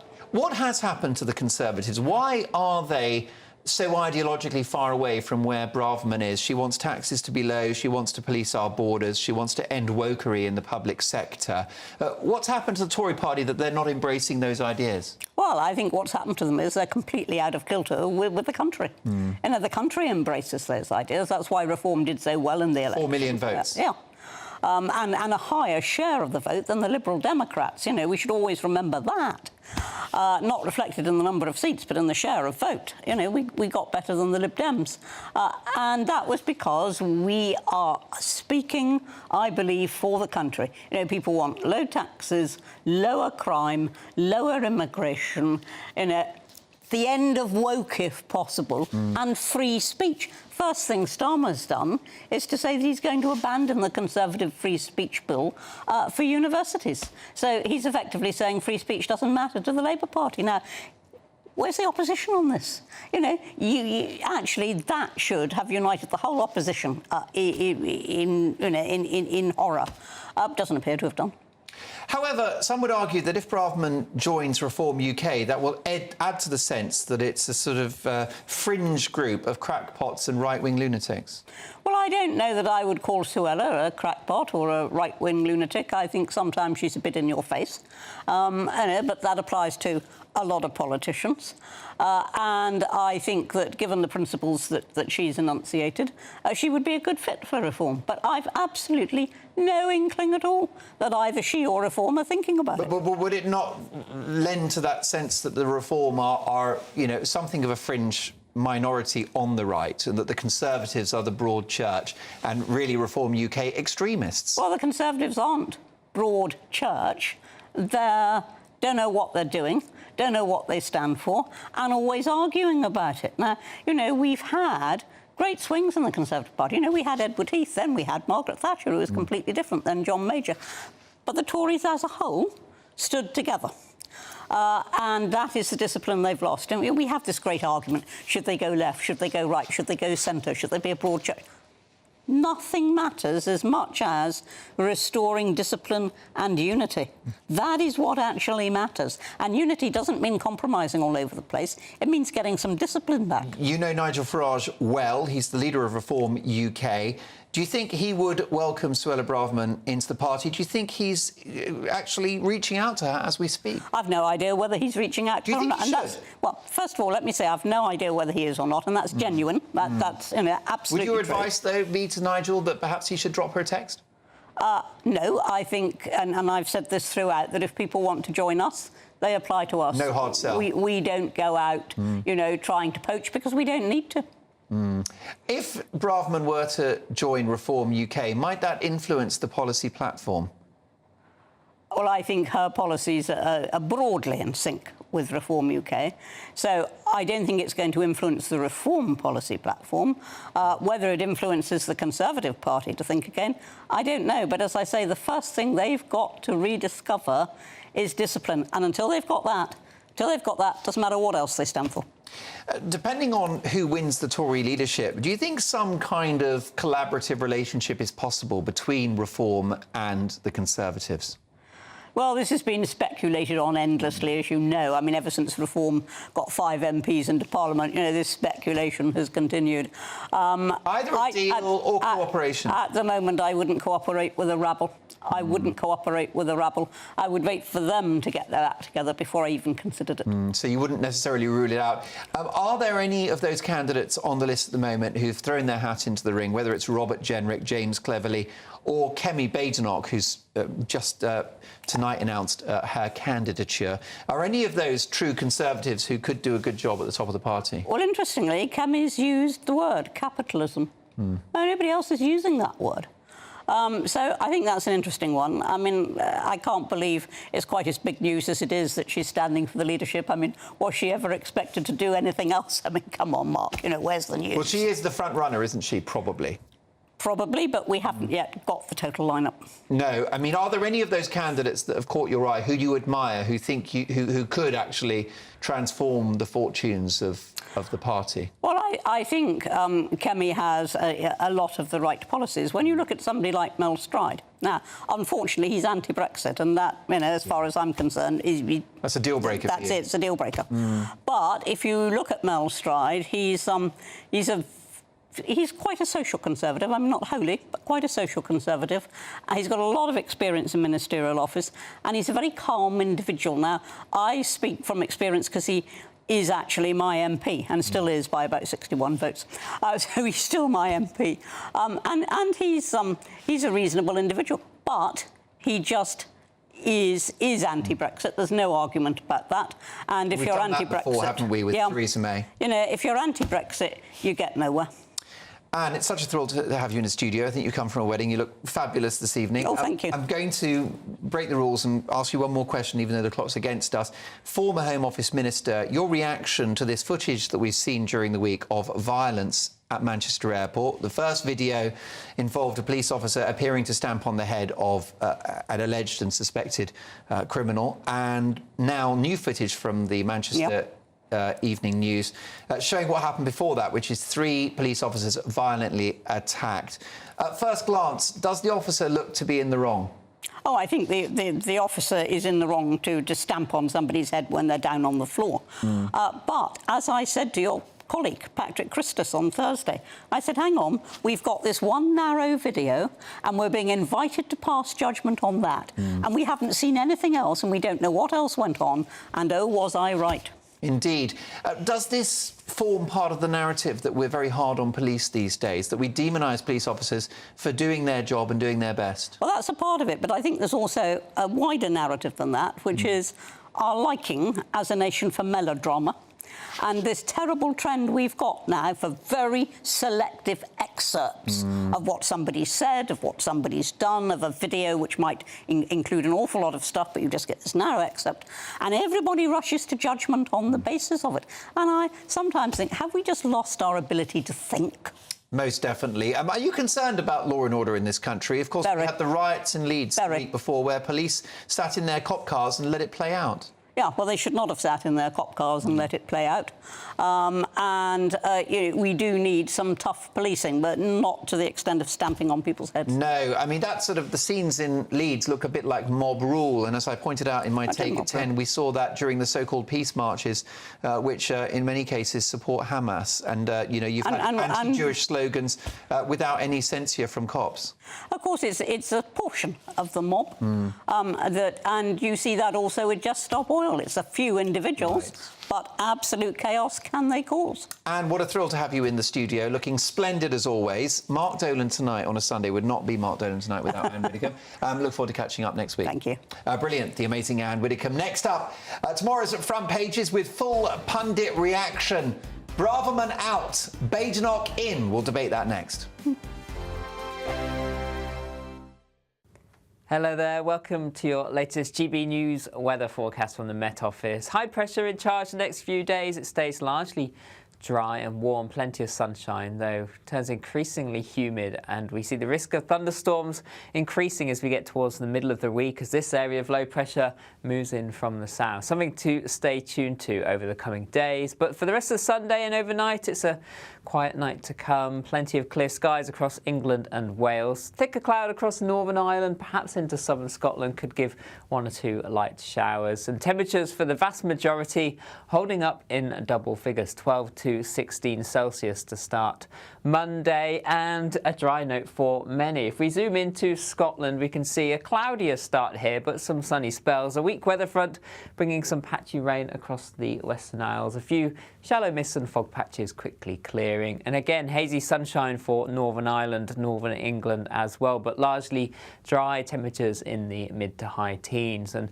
plenty of blue skies across the rest of England and Wales, and temperatures starting to rise quite quickly as we go through the day, particularly by the afternoon. Some strong summer sunshine developing, blue skies for the vast majority, isolated chance of a light shower across the borders region, otherwise most places dry. This weak weather front just slowly pushes into mainland Scotland, the far west there, but temperatures holding up, generally 21, 22 in the north to around 25 to 29 across parts of England and Wales, so feeling hot in that sunshine during the afternoon. Another sunny start on Tuesday. A weak weather front pushing south may just give a little bit more cloud into Northern England, North Wales. Otherwise, most places dry once again, an afternoon shower perhaps over Northern Ireland. Turning increasingly humid as we go through the middle part of the week, temperatures peaking around Wednesday. In the GB newsroom, we bring you the news as it happens. With our team of dedicated journalists across the UK, GB News brings you accurate reporting of the day's topical agenda. When the news breaks, wherever and whenever it's happening, we'll be there. This is GB News, the People's Channel, Britain's news channel. We're proud to be GB News, the People's Channel. And as you know, we always love to hear your views. Now, there's a new way of getting in touch with us at gbnews.com/yoursay. By commenting, you can be part of a live conversation and join our GB News community. You can even talk to me, Bev Turner, or any of the members of the GB News family. Every Saturday, 10 till 12, we'll bring you all of the news that you need to know. We'll also remind you that there is so much to smile about. It's my favourite time of the week. I get to relax, enjoy some light-hearted stories, and let Ellie teach me about fashion too. That's Saturday Morning Live, every Saturday, 10 till 12. Only on GB News, Britain's news channel.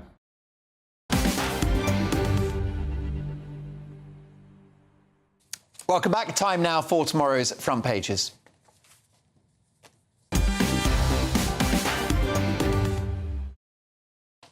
In your own time, Sebastian, we start with The Guardian. Reeves paves way for cuts and tax rises to fix finances, and US leads effort to cool tensions over Lebanon. Also, a defiant and courageous spirit, tributes as Edna O'Brien dies at the age of 93. The Independent next. Adam Peaty just misses out on historic treble, and Labour fast-tracks renationalisation of rail network. The Metro, shame of the games. Backlash as child rapist is allowed to take part in Olympics beach volleyball match. Daily Mail. GPs, we will bring NHS to a standstill. Family doctors are threatening to slash the number of their daily appointments and bring the NHS to a standstill. The BMA, which let's not forget is a union, folks, is urging MPs to back the disruption. Urging GPs to back the disruption. The first in 60 years in a ballot that closes at midday tomorrow. Joy for Andy Murray, but tears for Adam Peaty. Times now, US urges restraint after attack on Israelis kills 12 children. Kemi Badenoch, I will turn the tide of liberalism. Kemi Badenoch is promising a renewal of conservative values as she warns the party that it faces a decade out of power unless it returns to the core principles of capitalism and the nation state. Squeeze on spending to lift UK from 20 billion hole. Rachel Reeves will promise to sell off empty public buildings and greatly reduce government spending on consultants as she accuses the Conservatives of running away from difficult economic decisions and wrecking the nation's finances. What a PT. Swimming ace Adam, that's Adam Peaty, misses out on his third 100-metre gold by 0.02 seconds. And woeful Tory legacy, bitter pill. GPs could take industrial action this week for the first time in 60 years over NHS cuts that have left the service on its knees. Those are your front pages. Let's get reaction now from tonight's top pundits, former Conservative MP and farmer Neil Parish, journalist and communications advisor Linda Jubilee, and political consultant and Labour Party activist Susie Stride. Lots of big stories to get our teeth into there, but one that's very clear, Susie Stride. Rachel Reeves paves the way for cuts and tax rises to fix the nation's finances. It's a dilemma for the Chancellor because she doesn't want to have austerity 2.0, does she? I mean, to be honest, I'm looking at what the Times is saying here. I feel quite happy about this thing of cutting back on costly consultants. I mean, this is absurd, isn't it? The amount of money, 1.9 billion on, consultants. I mean, I know these are small things, but they're not small things. We can't be wasting money. Correct. And I think most of the advice these people give are quite common sense, personally. And then also, selling off empty public buildings. You know, I think this is all positive. But, yeah, going to The Guardian, look, I think we've inherited an economic mess, you know, and that is the state that things are in. You know, I'm not going to say whether there's a lie here or whatever. For me, that's just been... that a bit later on. Oh, OK, well, but for me, that's just been pernickety anyway. I think ultimately there are tough decisions that need to be made. But look, we just need to go forward, don't we? We need to do the things that are going to bring growth. We need to build homes. We need to... I think the renationalisation of the VAL is really exciting, and I think that's really important, good infrastructure. Why do you have to do it when you're not going to build hospitals because you haven't got enough money? You know, by all means, renationalise rail when you've got the money to do it. But surely you've got to absolutely prioritise what's more what you're important, the spending NHS on. or rail? Building hospitals or nationalising the rail. Can I say, Neil's got skin in the game because he needs a new hip, so he's desperate for more hospitals. That's right, exactly. Yeah, I mean, look... And GPs seeing some patients occasionally. I mean, look, we're 3 weeks into government, aren't we? You know, and you know, fortunately, I mean, I'm not the Chancellor and I'm not the Secretary of State for Health, but I do know West Streeting well, and I know Rachel Reeves well, and I think they are going to do, you know, they're going to make good decisions here. But I think, you know, ultimately, we are going to see more doctors, we are going to see waiting list cut. I do believe those things are going to happen. rebuilding of hospitals. You know, ultimately we want to do that, but we have to work with what we have. Can I just say, first of all, because I was involved in some of the media training for the clinical leads in the NHS, and my background research tells me that the people who introduced consultants to the NHS are Tony Blair and Gordon Brown. So let's start with that. That's when it all started getting out of hand, not under a Conservative government. Now, that's a specific, but in general, I don't think that Rachel Rees should be saying that she doesn't know what's in the books. I mean, if you listen to someone like Paul Johnson from the Institute of Fiscal Studies, who is really worth listening to, he will say the picture was really bad. It's possible she might not have known some things, but it was really bad. And I can tell you that one of the things that was highlighted in the Times today was the amount spent on asylum-seeking hotels had truly shocked her. Well, I'm telling you that I did some work inside those hotels for about 2 years. It's a departure from my normal work, but I was inside the tent, and a child with a calculator and a spreadsheet could have worked out the amount that was being spent. But also, this argument that they didn't know that there was a problem with the finances, don't forget the financial pundits were telling both parties as the election was going on, neither of you are being honest with the electorate. Because it wasn't just Labour, but you know, it's no good Rachel Rees suddenly being shocked by what's in the. I mean, I could have written her speech before the election for her. You know, it's much worse than what we anticipated. Of course it is, because that's when she will put fuel GT on, she will raise taxes and do all those things because those wicked Tories left it in such a bad state. That is what is going to be said. I'd be the first person to agree there should be some improvements, a great deal of improvements to the rail network. But, you know, I just left my mother after 3 weeks in Hillington Hospital, which is one of the hospitals slated to be refurbed. And I've got pictures that make it look like some kind of prison camp outside the building. And I hear that. I think for me, I think there's a couple of things. First of all, the British public are not going to forgive us if we debate and argue over whether this person knew what the state of the finances are. We aren't going to know the answer to the question. The fact is, the actual problem is this: there is the economics of the country are not in a good place. That's what we know. I think when it comes to hospitals, look, you know, I do not like to do political point scoring, but what I would say is this: the charts are clear. Okay, 200,000 people waiting on waiting list under the Conservatives came down record low levels of waiting list, and then went up again under the Tories. Now, there are many things that the Conservatives may well be good on. The NHS is not one of them. Now, listen, I think going forward, okay, we are where we are with the economy, and I think that means that we're not going to be able to do everything we want to do 3 weeks into a Labour government. But what I will do, and I will do it very strongly, is defend the last Labour government and what we did in this country when it comes to the NHS and on hospitals. However, I agree with you. We definitely didn't get everything right. And on consultants, interestingly, I've got family members who are doctors, and I give you, it is a disgrace. There were decisions made that were wrong on consultants, and let's right those wrongs now. So you see, now you've got doctors threatening to strike. We've had junior doctors striking for months, and that is one of the reasons why. You know, it's not all the reason why the waiting lists are so high. 1 million appointments cancelled because of the junior doctors strike. And then you see Rachel Reeves not got enough money. She's going to more than likely rise public sector pay by well above inflation. 5.5%. All of those things are not part of the Tory legacy. That is her decision. Whether you nationalise rail, that's your decision. Whether you cancel hospitals and nationalise rail, that's your decision. So in the end, Labour has to come clean on, is it political dogma that's going to drive it, or is it going to be common sense? Another important point is you have to maintain trust with the public. And if the public think that you promised them that you wouldn't rise taxes, that you would spend money on hospitals, they believe that should happen. If you don't do it and you lose trust, you will lose OK, well, listen, more on this to come. As you can see, things are heating up in the studio.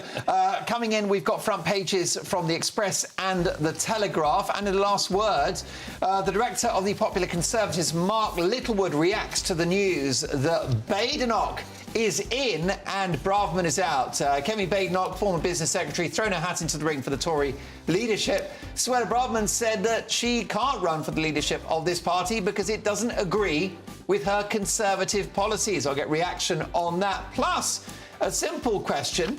Are Labour lying when they say the nation's finances are worse than expected? We'll debate all of that next.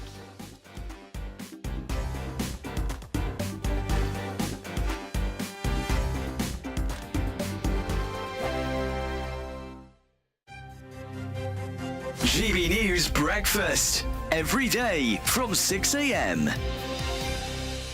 Anton Dubek, and even I know that's a big name, has become the latest Strictly Come Dancing pro to come under some sort of fire amid the show's misconduct probe. Yeah, his former partner, Layla Ruiz, told her lawyers that Dubek made offensive comments to her back in 2009. Which you have to accept is quite a while ago, Yeah. but it's almost as though things are building. He has since apologised, and she has accepted the apology. But what on earth is absolutely going on inside Strictly Come Dancing? I have to say it has been a strictly witch hunt this week because, you know, it's been like the snowball effect. You know, a couple of months ago we had Amanda Abbington who came out with accusations against Giovanni Panice. Now, I don't even know who she is. Who is she? Okay, so she's an actress. She's been on there she is. She left the show early because she said due to personal distress. She now then came out and said actually working with Giovanni Panice caused her PSTD. Another dancer, Graziano Di Prima, who's now left because there was videos that had surfaced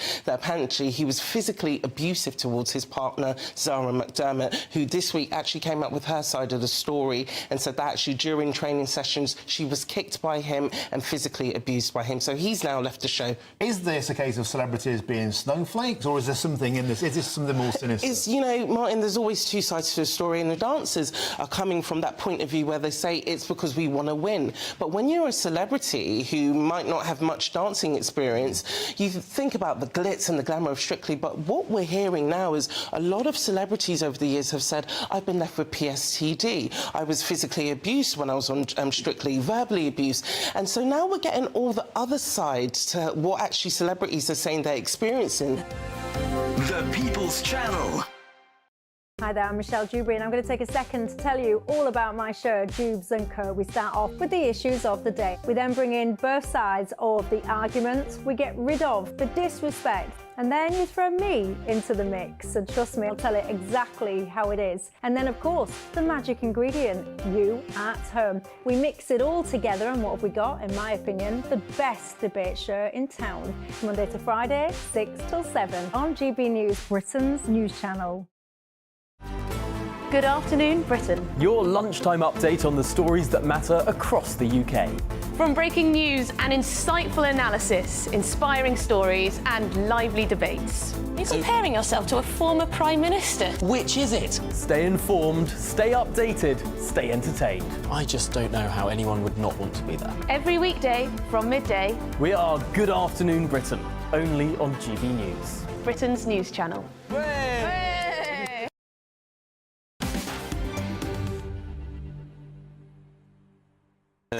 More front pages. Sebastian, where should we go first?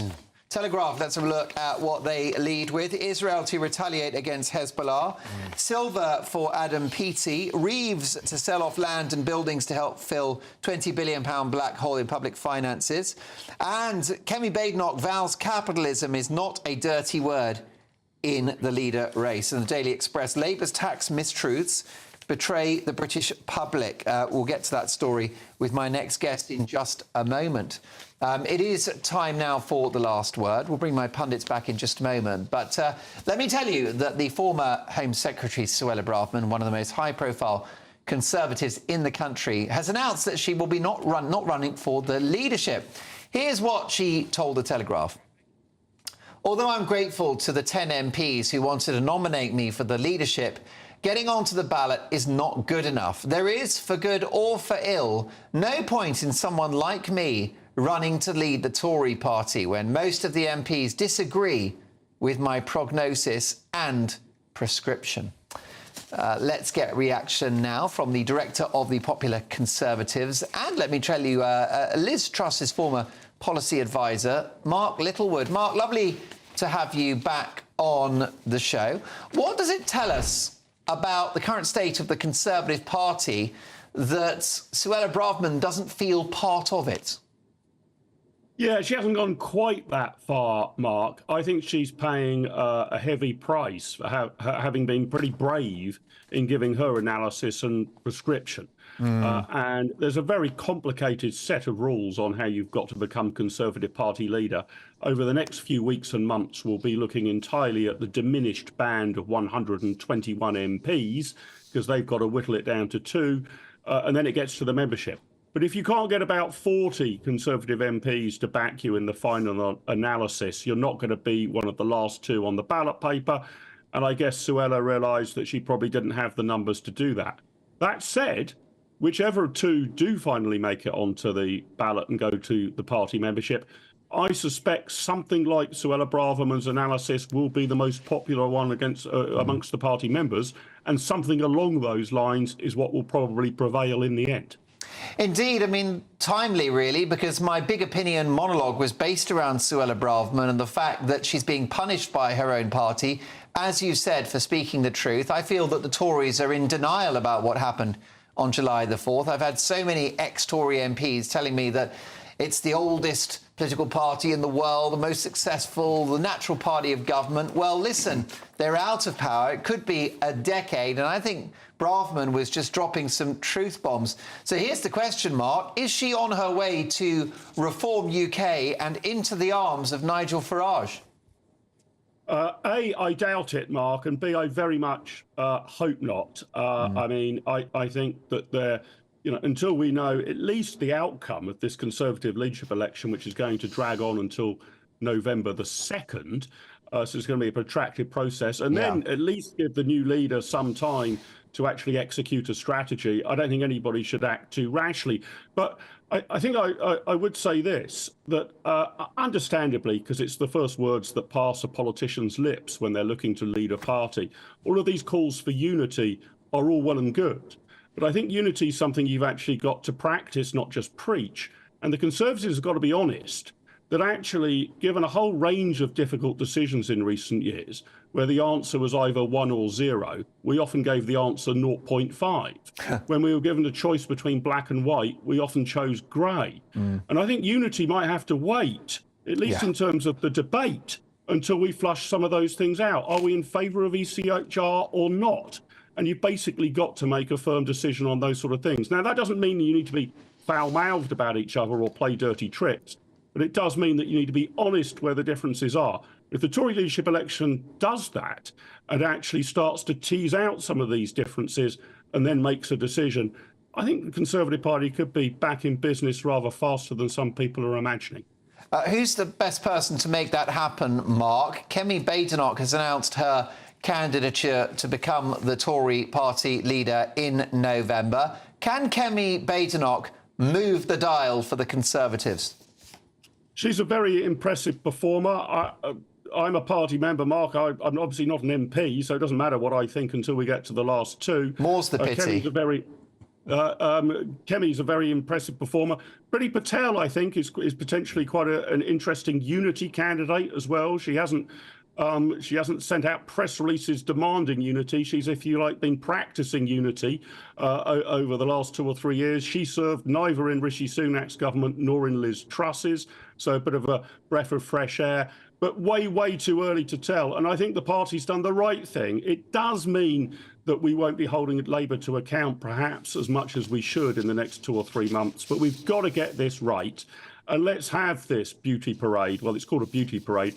I hope it's more a philosophical and intellectual parade, and make sure that we pick the right person.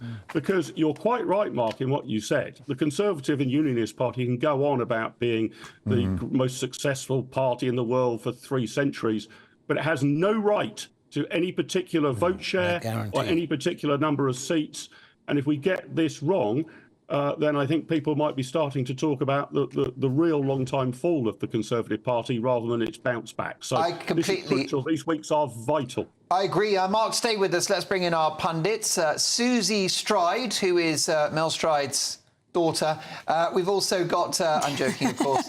Don't worry, don't panic, folks. We've also got Neil Parish, former Tory MP and broadcaster and journalist and advisor, Linda Jubilee. Susie, who is the candidate on that list that Labour most fear? Oh, I don't know. I can tell you. Badenoch, isn't it? I don't know, actually, to be honest. I mean, I'm going to be honest. I mean, personally, I've met, what's his name, James Cleverly, and I think he is an interesting character. I think, like, he comes across as someone who cares about the country, cares about the future of the country, and from what I have met of him, but I couldn't tell you who we most fear. So you strike him as he strikes you as impressive. Briefly, Neil, a couple of seconds. Who do you think Labour would fear the most? I think it would be Kemi Badenoch. Why? Because I think she's very able. I think she'll put forward some new ideas, and I think she will bring the party together. Linda, I think Suella Braverman may have the problems of the party, but she's not the one to bring it together. Linda, a couple of seconds. Who would Labour fear the most? Definitely Kemi Badenoch. Why? And I think the principal reason is she resonates. She's a brilliant communicator, and she can slice anyone up when she's in debate. There you go. She's brilliant stuff. I think we are out. Can I just thank my brilliant pundits tonight, my great team, you at home, for watching and listening. Headliners is next. I'll see you Saturday at 8. That warm feeling inside from Boxed Boilers, sponsors of weather on GB News.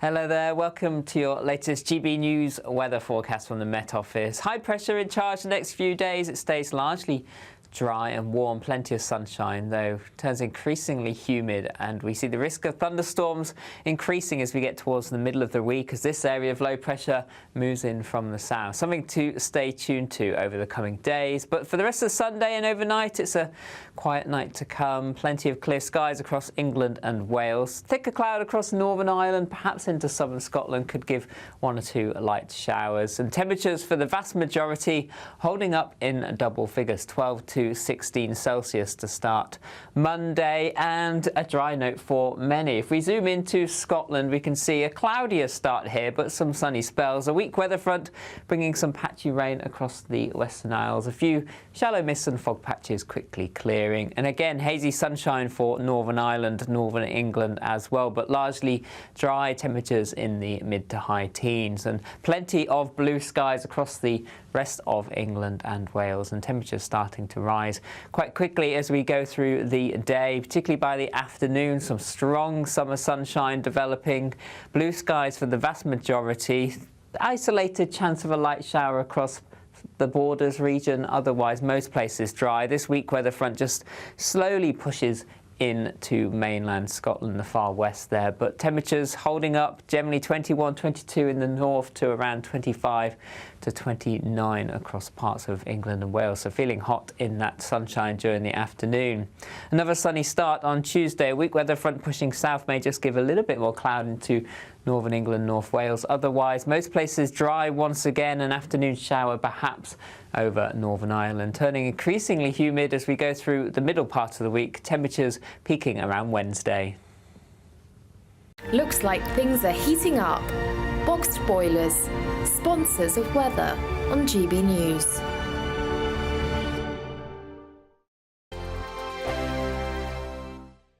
Celebrate a spectacular summer with your chance to win an incredible £30,000 in tax-free cash in our Great British Giveaway. It's the biggest prize of the year so far, and it's totally tax-free. What would you spend that on? Luxury holidays, a new car, or just put it away for a rainy day? Whatever you do with £30,000 in tax-free cash, make sure you don't miss out on a chance to make it yours. For another chance to win £30,000 in tax-free cash, text cash to 63232. Text costs £2 plus 1 standard network rate message. You can enter online at gbnews.com/win. Entries cost £2, or post your name and number to GB07 PO Box 8690 Derby DE1 9TT. UK only. Entrance must be 18 or over. Lines close at 5 p.m. on the 30th of August. Please check the closing time if listening or watching on demand. Good luck. Nana Queer, weekends from 3 p.m. Oh no, just when I thought it was safe, here we go round again. The target this time is one of the most recognisable landmarks in London. Standing at 176 feet tall, the Albert Memorial was commissioned by Queen Victoria in 1862 to honour her late husband, Prince Albert, and was built 10 years later, a year and a century before I was born. Now, situated in Hyde Park, the monument depicts a gold statue of the Prince, alongside 4 groups of large statues which represent the 4 continents of the world: Asia, America, Africa and Europe. Now, the statues representing Asia include a woman on an elephant. America is represented by a Native American with a bison. Africa shows a woman riding a camel, and there's a white European woman reading a book to a black African tribesman. Now, the Royal Park's website claims that these statues draw on racial stereotypes. The Royal Parks, who manage parks in London, deemed it as highly offensive because it reflects a Victorian view of the world. Of course, it reflects a Victorian view of the world. It was built in the Victorian era by request of Queen Victoria. Shock, horror. And it only reflects this view, if you even know what that is. Why would this be offensive? Surely you could at least appreciate the fact and the feat of this artwork, which is quite impressive, even now. Daily Mail journalist Robert Hardman went on a tour of those incredible tunnels, and he said it goes on and on like the catacombs until you realise that you're actually going round and round a series of concentric circles. This is a monument in itself to the technical rigour and pride which went into the Victorian engineering. Exactly. GB News, the People's Channel.